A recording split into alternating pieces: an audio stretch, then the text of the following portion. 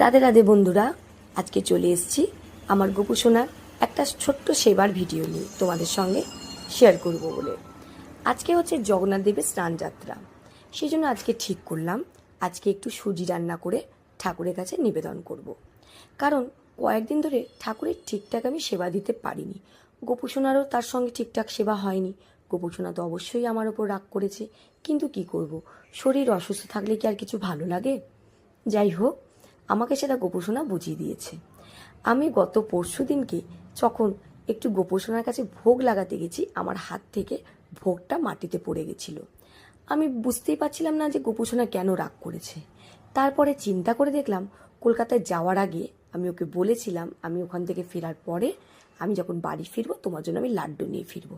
আমি তো একদমই ভুলে গেছিলাম কথাটা, সেই জন্য আমাকে গোপোষণা সেটা মনে করিয়ে দিল। আমার তো খুবই ভালো লাগলো যে গোপোষণা আমাকে এইভাবে ইশারা করে বুঝিয়ে দিল।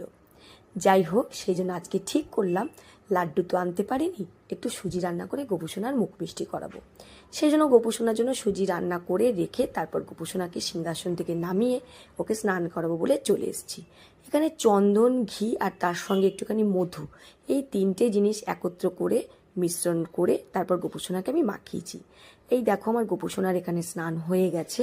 আর গোপোষণা আজকে কত খুশি লাগছে, ওর মুখ দেখেই সেটা বোঝা যাচ্ছে। কারণ আজকে ও বুঝতে পেরে গেছে আজকে ওকে আমি ভোগ দেব।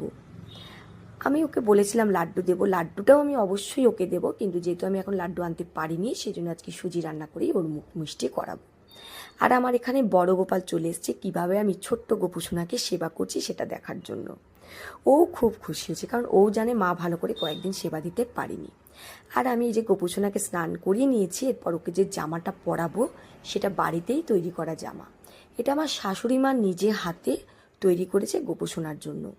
এরকম অনেক সুন্দর সুন্দর জামা আমার শাশুড়ি মা তৈরি করে দিয়েছে গোপুসোনার জন্য, কোনো এক সময় তোমাদেরকে অবশ্যই দেখাবো।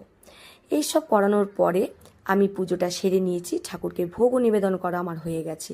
তো আমার এই ছোট্ট পুজোর ভিডিওটা তোমাদের কেমন লাগলো অবশ্যই আমাকে কমেন্ট করে জানিও, আর একটা শেয়ার করো আর একটুখানি লাইক করো, তাহলেই আমি আর আমার গোপোষণা দুজনেই খুব খুশি হব।